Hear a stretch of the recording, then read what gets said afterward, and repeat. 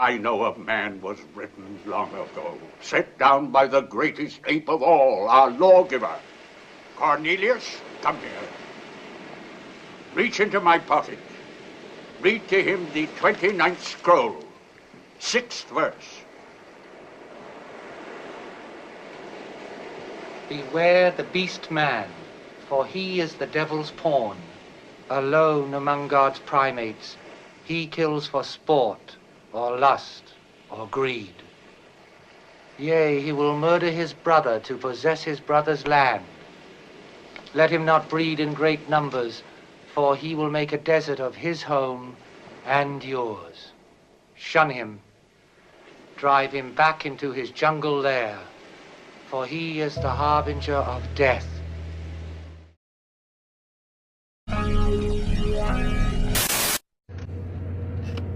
Listen, I don't know about y'all, but I'm so tired of this fucking life, yo. I'm tired of all of this shit. Like, we fucking hamsters on a fucking wheel. Like, I'm so tired of fucking working my ass off, busting my ass just to fucking pay the white man all the fucking time. Rent, car, like the cost of living, food. Like, I'm fucking tired of this shit. I'm so fucking tired of them sucking the fucking life out of me. Like, god damn. Like rent high as fuck. Everything high as fuck. Like, what the fuck we supposed to do, yo? Like, I can't keep doing this shit. I'm fucking tired. I fucking hate the government. All of them motherfuckers, they all need to die. Motherfuckers. All y'all need to fucking y'all fucking people lives up. That's what y'all doing. Y'all fucking people lives up. Nobody can fucking get by because y'all take all the fucking time. Fuck, we working. Get a fucking car. We always in a motherfucking car all the time, so we barely in the house. Paying rent. We always at work, so when the fuck we in the crib? When do we fucking get time to ourselves? Work 5 days out of the fucking week. Some people work more and get 2 days to yourself. 2 fucking days, and those fucking 2 days that you get is fucking sleep days. Saturday and fucking Sunday. That's all we get out of our whole fucking life. We are slaves. Y'all be sitting on here bragging and shit about jobs, about how much money y'all making, the cars. Y'all still slaves, you dickheads. Y'all are fucking slaves. That's all y'all do. Y'all going to work every day. If you going to work every day, you got a 9 to 5, you are a slave. I don't give a fuck how much money you making at your job. You are a slave. If you paying taxes or you paying anything, you are a fucking slave. We are hamsters on a wheel. When are we gonna stand up and do something about this shit? Y'all some fucking cowards. Y'all sit up here and bitch and make videos all the fucking time, but none of y'all want to come the fuck together to go against this fucking government because y'all some pussies. Y'all let them run over us. Y'all let them do whatever the fuck they want to do to us. And we can't beat them because we can't join the fuck together because y'all too worried about dumbass shit. Worried about skin color. Oh, he's black. Oh, he's white. Oh, they're Asian. They just shut the fuck up. This is why we can't get ahead. That's why we dealing with the shit we deal with because y'all too worried about fucking race. Worried about Trump. Worried about Trump ain't running shit. The fucking devil is. Who you think his boss is? It's Satan. And y'all sit up there just letting this shit go. Don't y'all know that it's more of us than them? Like, I'm fucking tired of this bullshit. Every fucking day, waking up early in the morning, coming fucking my back up and my neck up and shit like that just to fucking work and make some money to give it to them. When we gonna have a vacation? When I'll be able to go on vacation? When I'll be able to do something for my motherfucking self? Fucking tired of this shit. And yeah, y'all be on here bragging and shit about y'all cars and all this shit, all the shit y'all leasing cars. Ain't none of this shit paid for. Fuck out of here. Tired of this shit. I want to give all praises, glory, and honor to Yahweh, Ba'ashem, Yahushai, Ba'ashem, Rakak Wadash. And double honors to the elder apostles and the elders of Great Millstone who rule well and teach well through the Spirit. The willing that they continue to endure and be sincere. And a mighty shalom to the hopeful elect that are scattered 4 corners of the earth. Lord willing that you can continue to endure and be sincere. And shalom to the Akwat Yom that are believers of this faith and this truth. Lord willing that you continue to pursue your lot, which is being a loving and silent and virtuous wife, and continue to be sincere. And Lord willing the Most High have mercy on the other brothers and sisters that is not in the faith. The title of this lesson is Jake is fed up but doesn't understand. Lord willing, this is edifying, right? And I'm gonna hit this in a different angle. You know, the brother has some good points, but really, Jake really don't understand what is truly going on, right? And we're all fed up, but when you start really coming in his faith and serving Yahweh Ba'Shem Yahushai, you start to grow on understanding. So again, Lord willing, this is edifying and straight to the point. We're going to Baruch chapter 3, and we're going to read verse 3 to 18, but verse 8 is the point. So it says, "For thou endure forever, and we perish utterly. O Lord Almighty, thou God of Israel, hear now the prayers of the dead Israelites and of their children, which have sinned before thee, and not hearken unto the voice of thee, their power. For the which caused these plagues cleave unto us. Remember not the iniquities of our forefathers, but think upon thy power and thy name now at this time. For thou art Yahweh Ba'Shem Yahushai, our power, and thee, O Lord, will we praise. For this cause thou hast put thy fear in our hearts, to the intent that we should call upon thy name and praise thee in our captivity. For we have called to mind all the iniquity of our forefathers that sinned before thee. Behold, we are yet this day in our captivity," right? And even through the Spirit, Baruch was speaking of this time.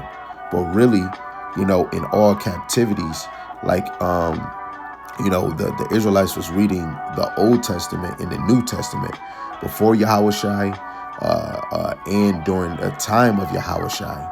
And each of those times before Yahushai, we were in different captivities, the southern and northern kingdom, right, when Israel fell.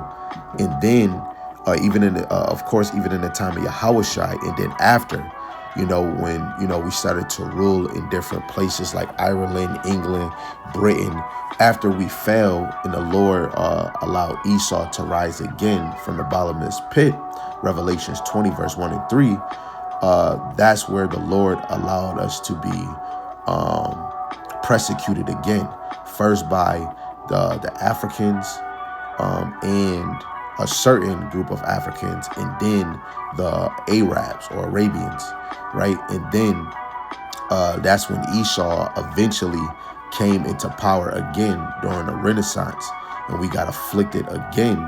And then eventually, while the Northern Kingdom was in Americas, eventually the Southern Kingdom was brought here too, so that the whole tribes of Israel will be in captivity together.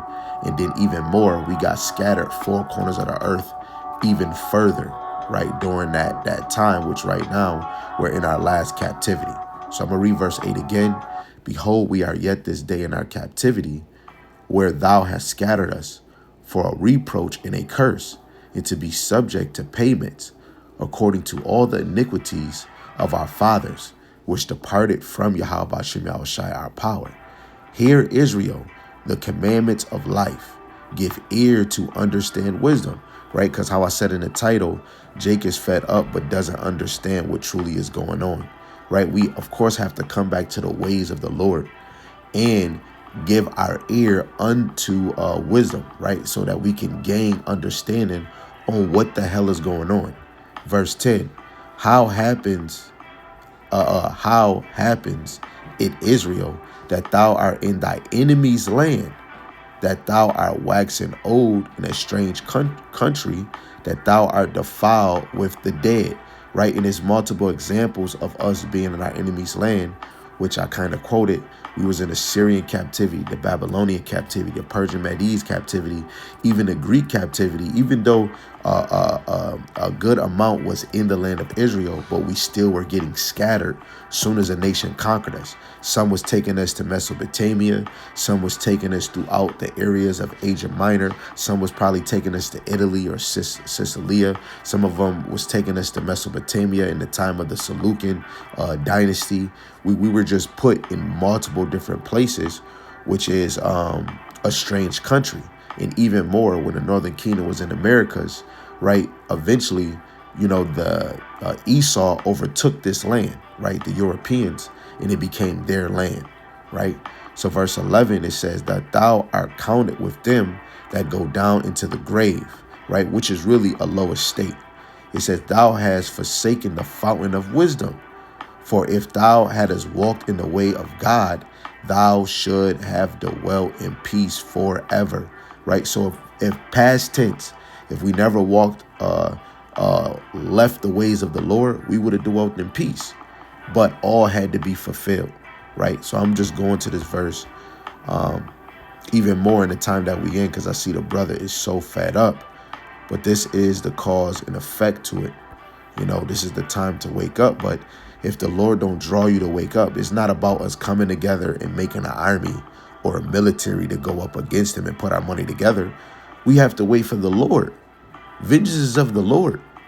We first shall always strive to please and seek Yahweh Ba'ashem Yahushai. 2 Thessalonians chapter 2 and verse 3. Let no man deceive you by any means, for that day shall not come, except there come a falling away first. Right? You could read, I'll continue to read. And that man of sin be revealed, the son of perdition. Right? So first, a falling away has to happen before Hamashiach comes back. Right? And then when the Lord rises up in our feet, because for the Son of Man to be revealed, the men of the Lord have to be standing on their feet.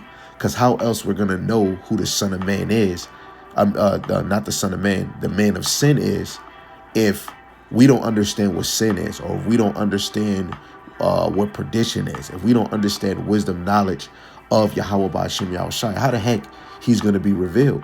He's going to be revealed through the scriptures, and we're going to understand who he is, not just by his color, right? It's really by his attribute, because it goes back into prophecy, how the man of sin or the son of perdition moves on this earth, right? And really, the man of sin, his blessing is the sword. So that's one example for us to know what state that we're in, because the man of sin is going to be ruling the earth, right? Because that was basically his blessing. So let's go to Genesis, the 27th chapter, and I'm going to read verse 39 to 42, right? It says, and Isaac his father answered and said unto him, behold, thy dwelling shall be the fatness of the earth, and the dew of heaven from above, right? And it's the blessing of Esau. So in certain times he did rule, like in the Greek and the Roman captivity. But truly having the fatness of the earth is in this time where Esau is ruling four corners of the earth, right? The top elites is living the other side of the hemisphere, what we could say, really in London. But they put their three major foundation, which is a defiled frog, which is the finance in London, the religion in Rome, and the military might in America. But of course, this beast is in a system of 7 heads, which is really 7 governments or 7 kings of Esau, and connected with their allies, which is the 10 horns that we see in Daniel the 7th chapter, right? And even Revelations the 17th chapter, right? To keep going, Genesis 27 and 40, and by the sword shalt thou live, and shalt serve thy brother. And it shall come to pass, when thou shalt have dominion, that thou shalt break his yoke from off thy neck, right? Because when Solomon have gave up the ghost, eventually Esau left from under the shackles or under the hold of Israel, and then they went into their own land, and they raised up a king within their nation. And eventually that was going to lead to them making their foundation, right? So they broke off the yoke, because really first with David, he had all nations subdued, especially Amalek and just Esau himself, right? But it was a time where it said in the beginning, and shalt serve thy brother, which he did in a time of Saul, right? A little bit of Saul, he was supposed to kill him. But in the time of David and Solomon, Esau really was serving underneath us, right? So verse 41, it says, Esau hated Jacob because of the blessing wherewith his father blessed him. And Esau said in his heart and his mind, the day of mourning of my father are at hand. Then I will slay my brother Jacob. That same spirit fell on Esau's descendants, right? To fulfill their need or their revenge on what happened in the past, right?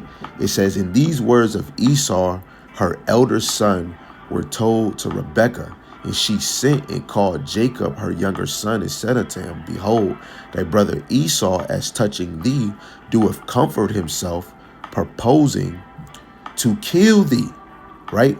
So, and really through the spirit, this was Esau's purpose, right? To pursue his brother.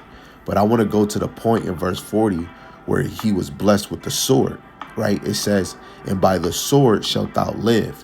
Not just a literal knife. A sword is a weapon. So Esau throughout history, he always advanced when it came to the sword or the weapon. And we're in a time right now where Esau is the main manufacturer of making missiles, nukes, ICBM missiles, right? Even when we look at Russia and America, they're the top, starting with Russia and then America, right? So I'm just giving a little bit of this because in order for us to be tired and really understand, you have to know who's ruling you. And it's really the sons or the descendants of Esau, right? So let's get another one. Let's go to the book of Sirach, Ecclesiasticus, the 12th chapter. We're going to really just read 16, and 17, okay? It says, an enemy speaketh sweetly with his lips, but in his heart he imagineth how to throw thee into a pit, right? A trap, right? And you can, another pit is land. You know, Esau, what he did, he brought nigger slaves all the way to this land, right? But, you know, really a trap. It says he will weep with his eyes, but if he find opportunity, he will not be satisfied with blood. So this enemy, which is really Esau, because in verse 10, it tells you never trust thy enemy, for like as iron rusteth, so is his wickedness. And Esau is the borderline of wickedness. Esau has never been satisfied with blood. This is why he put us through slavery the way he did in the Greek captivity and in the Roman captivity. Now, he was killing people that wasn't following his decrees, but he always wants you to follow his decrees because through the spirit, yes, Esau wanted to pursue Jacob, but how much even better the children of God that you have under subjection, and you can remove them from their ways and their laws. Right? So not being satisfied with blood, right? Verse 17, if adversity come upon thee, thou shalt find him there first. And though he pretend to help thee, yet shall he undermine thee, right? Because he's basically going to pretend to help us. Really, when we look at food stamps, all these other things, boasting of women up, all of those things were war tactics, right? Because he wants to break us down, right? We're stronger as a whole. If especially an Israelite man, right? Just reading through Ecclesiastes 8, kings can get wherever they desire. So really, Israelites men, regardless if you're a prophet or apostle, men supposed to be moving like kings and putting order within their nation and their household.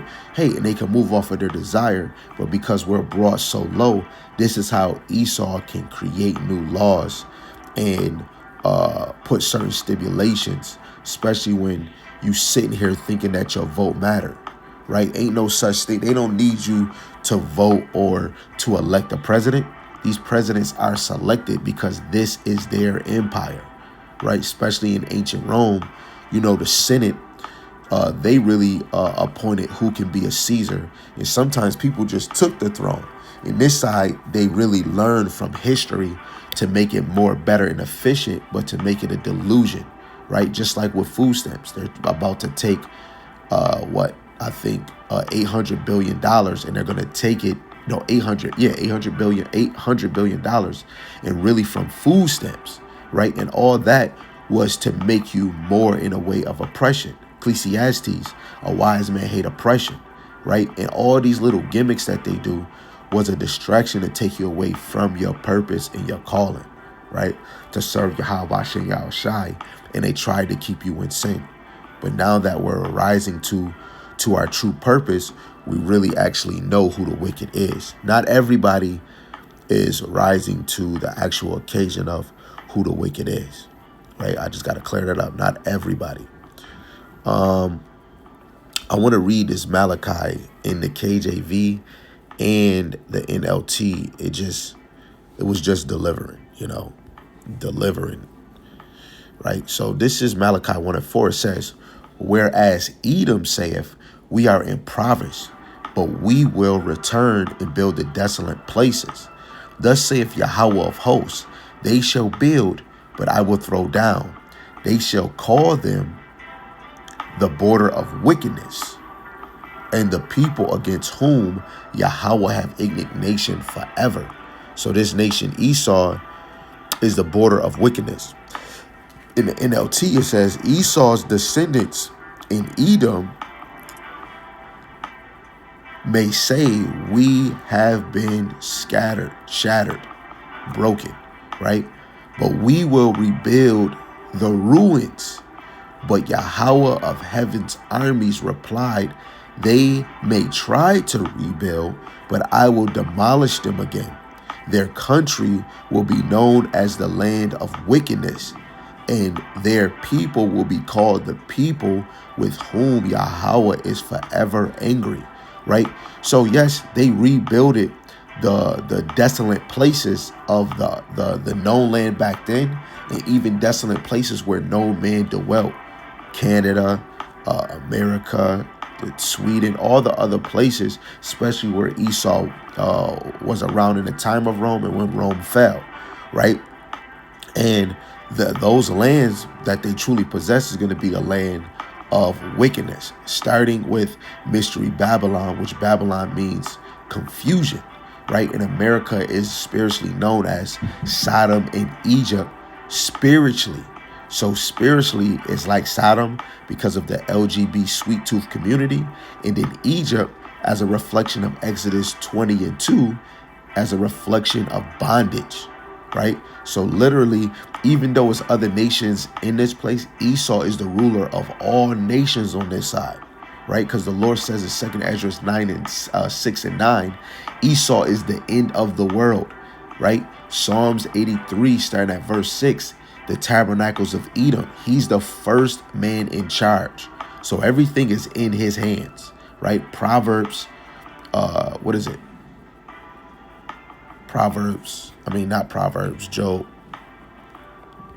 9:24.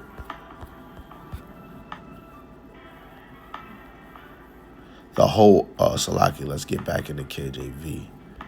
Right, 9:24, the earth is given to the hand of the wicked. He covereth the faces of the judges thereof. If not, where and who is he? Right? And who's the borderline of wickedness? Esau. And who covereth the faces of the judges and make them like themselves? Right? 1 Maccabees 3:48. That is so-called Esau, which of today would be the Edomites. The Lord made it plain for us, because not just looking at a color, we can look at what nation did this and change the faces of the judges thereof. 2 Thessalonians 3:4. Who make himself sit in the temple of God. When we go to certain churches, who is hanging on the cross? What nation he looks like? He looks like he's European. That's why you got to go back into history to the Europeans, right? And even the Borgia family, they were Ardumians, right? But let's keep it going, right? Let's go to Obadiah. There's only one chapter.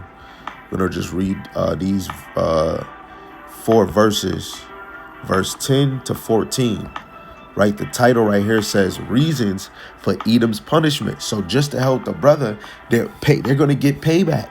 Lamentations 4, verse 20 and 21 is going to be trading places when the Lord comes. But right now, this is our suffering, right? So Obadiah 1 and 10 in the NLT, because the violence you did to your close relatives in Israel, You will be filled with shame and destroyed forever.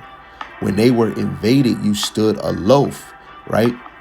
Refusing to help them, foreign invaders carried off their wealth and cast lots to divide Jerusalem. But you acted like one of Israel's enemies, right? And they're still acting like that today, right? What is it? Ecclesiastes 4, where it says, "It's no done away of the people." It says, "You should not have gloated when they exiled your relatives to distant lands. You should not have rejoiced when the people of Judah suffered such misfortune. You should have not spoken ignorantly in that terrible time of trouble. You should have not plundered the land of Israel when they were suffering such calamity. You should have not gloated over their destruction when they were suffering such calamity. You should have not seized their wealth when they were suffering such calamity." And guess what? How Esau trophy, when they kill an animal, they took trophy in our images, which they did under the Vatican, which they have in Russia too, right? And even more, the gold that you might think is melted away and disappeared, the same thing that the Romans took, that menorah in Rome, in Israel, they still have it, right? The Lord still put it in their spirit. They still have those things hidden and locked away, right?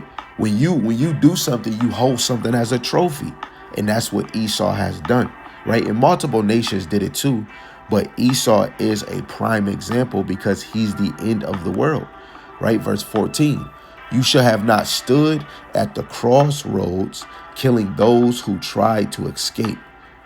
You shall have not captured the survivors and handed them over in their terrible time of trouble," right? And that's what he did. He handed us over in our lowest time, right? And they should have never did that, but they did, right? But all praise to Yahweh Ba'ashem Yahushai. He's allowing us to recognize and know that now. Let me go to this one, because vengeance is of the Lord. Romans, the 12th chapter, in verse 19. It says, "Dearly beloved, avenge not yourselves, but rather give place unto wrath. For it is written, vengeance is mine, and I will repay, saith Yahweh." Right? This is why that right there proves we shouldn't be trying to bump up against them right now. We're still weak and low, right? I don't know. Is it second? Yep, there we go. This is 2 Thessalonians chapter 1. And I'll start at verse 5. It says, "Which is a manifest token of the righteous judgment of God, that ye may be counted worthy of the kingdom of God, for which ye also suffer, seeing it is a righteous thing with God to recompense tribulation to them that trouble you." Right? So the Lord is going to repay those that troubled us, starting with Esau. "And to you who are troubled, rest with us when the Lord Yahushua shall be revealed from heaven with his mighty angels." Oh man, a beautiful sight.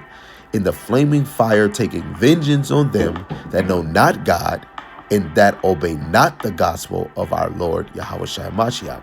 Right? So really starting with Jake, right? Because judgment is going to happen in the house of the Lord. 1 Peter 4:17.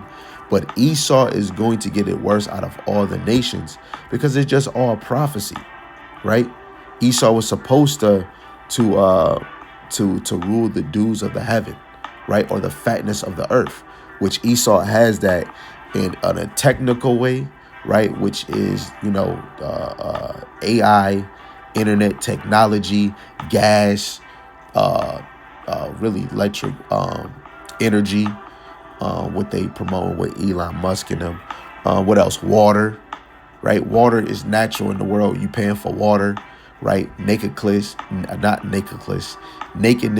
food, and thirst, right? Anything you want to drink, right? Education, the government in multiple places, money, entertainment, sports, they rule it all, right? So, Lord willing, that part was edifying right there, right? So now I'm gonna just deal with Jake being tired real quick, but let him understand and let anybody understand, not me, but the scriptures, to show you that, like the brother said, he can't make ends meet. You know, we only get damn near 2 days off. Then you got to go right back to work. You don't enjoy your children. You don't enjoy any time off. A lot of us is not working to be in a vacation and to enjoy ourselves. We just work. But that is a curse, you know, let alone you don't want to really enjoy yourself. Like, you want to have a good time. Yes, you can. Right. But the more we enjoy ourselves and take ourselves away from Yahweh Shem Yahushai, we won't be prepared for what's to come. And that's all this captivity is for, to distract you. But while we here, only some are going to rise to the occasion to want to understand. So this is Haggai chapter 1, verse 6, a beautiful precept. It says, ye have sown much and bring in little. Ye eat, but ye have not enough. Ye drink, but ye are not filled with drink. Ye clothe you, but there is none warm. And he that earneth wages to put it into a bag with holes. So a lot of us is just collecting money, and the money is just falling out the hole, right? And literally, you get money, and next thing you know, you got to pay this bill, you got to pay that bill, and you might just only have a $20 bill in your pocket. Or say if you got 100, you still saving that to catch up with the light bill. You know, we don't have money where we can really store it up unless you give up your time from the Lord and be dedicated to money, right? But really, a lot of us, or any one of us that's dedicated to money, a lot of us is not true believers of the Lord, right? We put money and wealth and things of this world before and over Yahweh Shem Yahushai. So this is a prime example. Even if you're rich, your money got your oppressors a face on it. So you're still never winning. You know, let Jake rule a country. Let Jake have his own money with his own face on there. It's not happening. It's not happening. It's not happening. So it doesn't matter. It's still a lose-lose, even though to some it might look like a win-win, right? So now let's get this last one, a classic. We're going in the curses of Deuteronomy, the 28th chapter. This is a lot, so we're not going through a whole lot, but we're going to start at verse 38 and read to 50. It says, thou shalt carry much seed out into the field and shall gather but in little, for the locust shall consume it, right? And we gather little, the little that we do. Guess what? A lot of people, if they didn't have food stamps, a lot of y'all would be spending some of your work money just to get food. But then you would have to maneuver some way that money to be able to pay bills and rent. We're not really winning on this side, right? Sometimes you might have to sacrifice certain things you do just to even make more. And then the more you make, the more taxes they take out, or the higher minimum wage is, the more they're taking out. It says, thou shalt plant vineyards and dress them, but shalt neither drink of the wine nor gather the grapes, for the worms shall eat them. A lot of brothers and sisters in Israel were most likely farmers. We were making our own stuff, growing our own stuff. Look at us now. You know, we're in areas where you can't be fruitful, or the sun is not out enough, right? Where, especially because the ground is polluted, things is eating it up. You know, you got Jake with a poor mind. You grow something, they damn near stealing it, right? You can't even collect water. So imagine if you do grow, they might tell you might need a license to grow certain food. You know, I don't know. You know, we're in captivity. I never grew food in that type of way. So I'm just speaking, right? Verse 40, it says, thou shalt have olive trees throughout all thy coast, but thou shalt not anoint thyself with the oil, for thy olive shall cast his fruits. Thou shalt begot sons and daughter, but thou shalt not enjoy them, for they shall go into captivity. And truly, you think because you're going ice skating with your child that you're enjoying them in captivity, you're really not. You know, literally, even in this captivity, you can, especially if you had a daughter, we would enjoy her more if we was able to raise her like a true daughter outside of what this world is promoting, where by the time of a decent age, our daughter we would arrange a marriage And really all the Israelites, if our households was in order, our daughters would be married at a ripe age. You know, our son would know a trade of some type of work, either in the field, having some type of thing to bring in money. So then eventually he'll have a family, right? And walking with Yahweh B'Shem Yahushai, you know. It's not just saying, oh, I'm enjoying my kids because we can go on adventures, we can go out of town, which those is good too. But to really enjoy your children is to raise them in a way to be ready to be a wife, right? And to enjoy them where your kids have a desire to learn about Yahweh B'Shem Yahushai. There's multiple examples in the scriptures. If Susanna at a young age was taught the law, and then when we see in the book of Susanna, she was married. But it tells you that she was taught the law by her mother and father. It didn't say nothing about her sliding on the damn swing. That right there is enjoying your children even more without knowing that the world is against them. Your daughter trying to go outside and play, and it's a damn pedophile that's thinking about taking advantage of her. Or it's a brother that just want to use her for a body, you know. But hey, who am I? And for they shall go into captivity, because Deuteronomy 28:68. A lot of us, even more as an example, some of us in slavery were the oppressor that you were under, wherever you was at in the plantation. He would sell your daughter to somebody else for a good trade, right? Sell a daughter for wine, sell a son for prostitution. I don't know if it's 12 Years of Slavery, but it's one of the slave movies where he got separated from his family because he was a good worker, but he was free.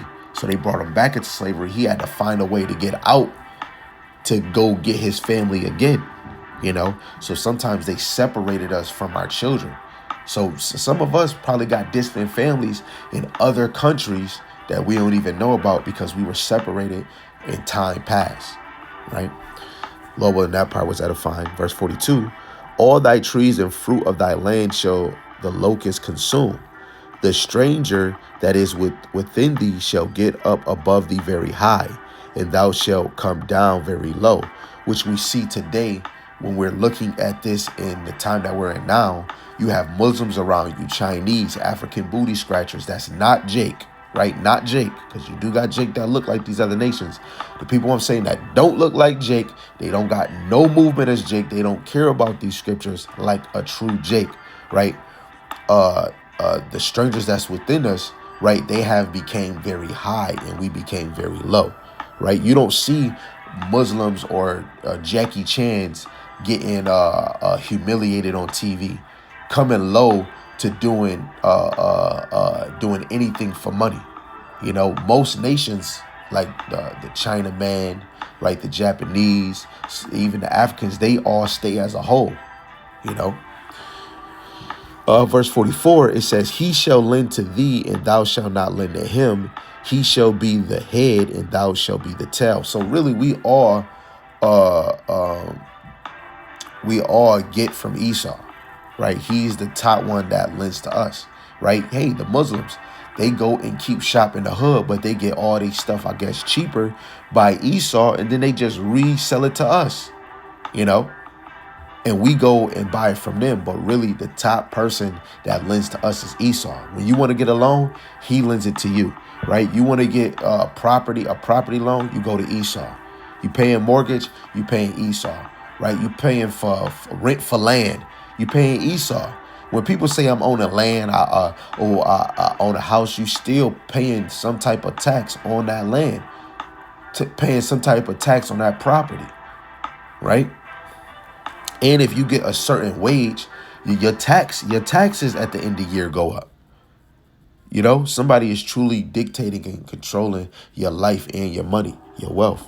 Verse 45, moreover, all these curses shall come upon thee and shall pursue thee and overtake thee till thou be destroyed, because thou hearkenest not unto the voice of Yahweh Shemashai thy power, which is really the prophets, right? To keep his commandments and his statutes, which he commanded thee, right? It was a young boy that was saying, listen to the voice of the Lord. And he was basically doing a video against Hebrew Israelites, right? But which he was totally wrong. But the voice of the Lord today, right, even in past tense, was the prophets, right? Let me get something. I'm going to come back to that. And I believe I'm going to read it in the NLT because the brother Sam brought this out yesterday. Yeah, I think brother Sam brought this out yesterday. Okay, this is Amos 3:7. It says, indeed, the sovereign Lord never does anything until he reveals his plans to his servants, the prophets. So the Lord never acts. This never really happened, yet. Now, yes, when we went into the hands of the Babylonians, the Assyrians, the Persian Medes, the Greeks, the Romans, these things was in effect. But even more, what is better is the end of a thing than the beginning thereof. This last captivity, where it really hits, because a lot of us is nowhere near our land, right? It's hot. Yo, you get in trouble for collecting freaking water. Your surveillance on a higher level on this side than all the other captivities, right? But this is an effect throughout, all our history. This one chapter. Right? Especially if we're in the hands of the Romans and we're scattered everywhere, this chapter is in effect. But even in the time of America, where Esau is ruling the known lands and further lands and ruling further than any other nation ruled in past tense. No other nation ruled greater than Esau is of today. Right? So again, we should be listening to the voice of Yahweh Shem Shai through the prophets, right? Amos chapter 4, verse 11 to 13, Hebrews 1:1, and 1 Samuel 9:9. 46, it says, and they shall be upon thee for a sign and a wonder, and upon thy seed forever. So we're the seeds, we're descendants. So we're still a part of this. And the man of sin is a sign and a wonder unto us. Right? But you have to get in his faith and get in these scriptures to understand that. It says, because thou servest not Yahweh Shema Shai thy power with joyfulness and with gladness of heart for the abundance of all things. This is why this happened to us, because we did not serve the Lord in joyfulness and gladness of heart. Therefore shalt thou serve thy enemies, which Yahweh Shema Shai shall send against thee in hunger and in thirst and in nakedness. That happened with the Syrians, the Babylonians, the Persian Medes, the Greeks, and the Romans. We had to ask them permission. Can we go to our land? Hey, can I do this? If they made a decree and they didn't want you to do it, you couldn't even do it, right?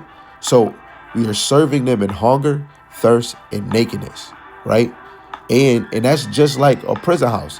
When you in jail, you can't eat until they tell you when you can eat, right? It says in a one of all things, he shall put a yoke of iron upon thy neck until he have destroyed thee, right? And now we might not have that physical yoke that we had, especially in the time of America, right? But now we have that spiritual yoke on us, right? In your mind, right? Where they don't want you to tap into that spirit or follow this way. You know how hard it is for Jake to get it? That's why the Lord have to draw you in this. The Lord literally, he been had to draw you in this. But our minds is so washed up that you couldn't even see it if it was right in front of you. That's why the Lord has to draw us to it, right? Verse 49, it says, Yahweh B'Shem Shai shall bring a nation against thee from far, from the end of the earth, as swift as the eagle flieth, a nation whose tongue thou shalt not understand, which truly brings us to the Edomites, And yes, of course, there's other nations from far that came and got us. Yes, but it's going even further to Esau, because now it's using the symbol of the eagle. Yes, nations use that, right? But Esau is the end of the earth. So in their major captivities, they use the symbol of the eagle. 2 Esdras 11:12, when it goes into the symbol of the eagle and the 12 feathers, talking about the 12 Caesars. And what did Biden just sign a executive order or whatever he signed, saying the symbol of America is the eagle, right? But hey, that's for another day. Verse 50, it says, a nation of fierce a countenance, which shall not regard the person of old, nor show favor to the young, right? And this is Esau, because this is what this lesson is dealing with, because we're living in 2025 and a lot of Jake is in America. But guess what? The whole world is in his hands. He got the world in his hands, and he's held by a fierce countenance. He don't care how old or young you are. He make you work. And even in a time of real crucial slavery, them little kids was in the field with their parents picking cotton. And if one of those oppressors wanted to lay with your mother, he'd take your mother. And guess what? Your father right there seeing it and get tight. They did not care. Right? So, again, Lord willing, this is edifying. Not trying to make it too long, which we still got some more that we definitely should get into. Right? Yahweh Hashem Yahushai is undefeated in so many ways. This is not our rest. Micah chapter 2, verse 10. You have to understand that, and you have to know vengeance of the Lord. Coming together is coming together in the understanding of Yahweh Hashem Yahushai in 100% truth. Right? So, Lord willing, this is edifying to the hopeful elect, whoever you may be. Shalom. Shalom.